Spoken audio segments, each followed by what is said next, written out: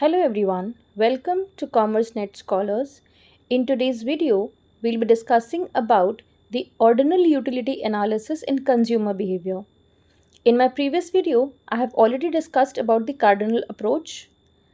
Before we begin with the ordinal analysis, it is mandatory for us to understand the basic difference between ordinal and cardinal approach.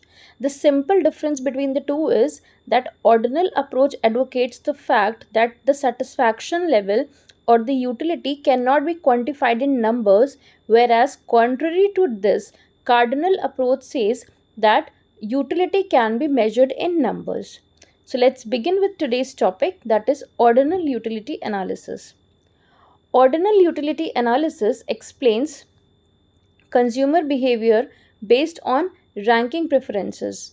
That means you're not explaining it in numerical terms, but what you're doing, you're simply giving ranking or you're giving preferences to the utility that you're deriving from the consumption of a particular commodity. For example, you can tell that yes, you have consumed 1 units or 2 units or 3 units, but it is not possible for you to explain that how much satisfaction that 1 unit, 2 unit or 3 units of the commodity has given to you, especially when this consumption is done based on the sensory nerves. Then this explanation of satisfaction is very difficult. So there ordinal utility approach analysis comes into play, and it plays a very important role over there.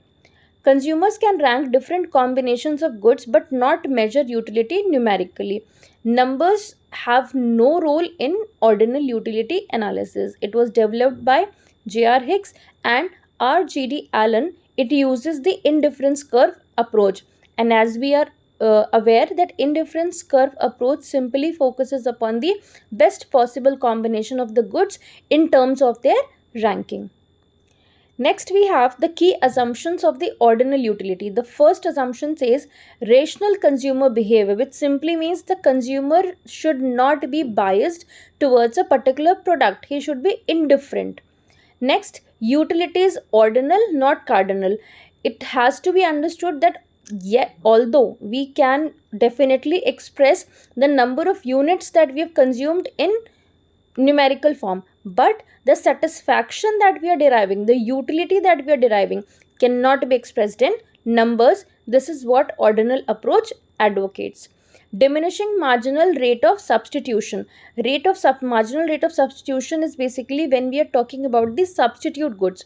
We are talking about the combination of two goods. That means when we are consuming more of one, we are consuming less of the other commodity. This is what substitution is, as we are well aware. Next is consistency and transitivity of choices. That means the choices that the consumers are making, it should be consistent in nature. Two goods model, two goods are taken into consideration that are considered to be the substitute of each other. And definitely the budget constraint exists. That means there is a limited amount of money that the consumer can spend on the commodities.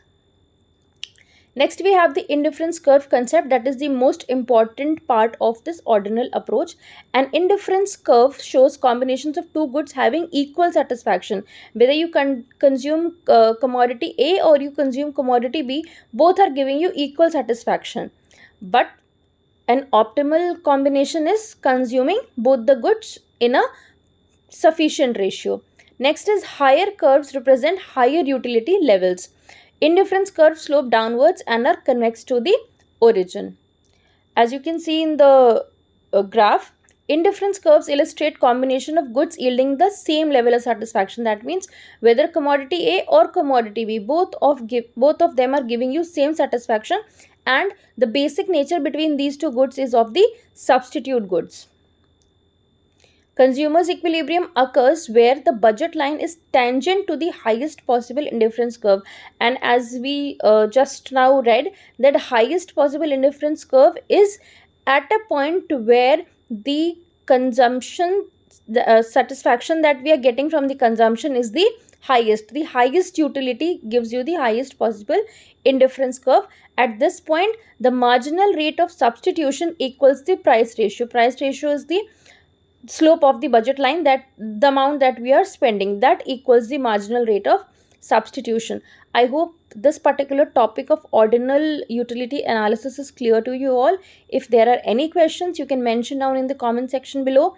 Please do like, share, and subscribe the channel. Stay tuned for the next upcoming video that is on the topic indifference curve analysis. Till then, thank you. Bye bye.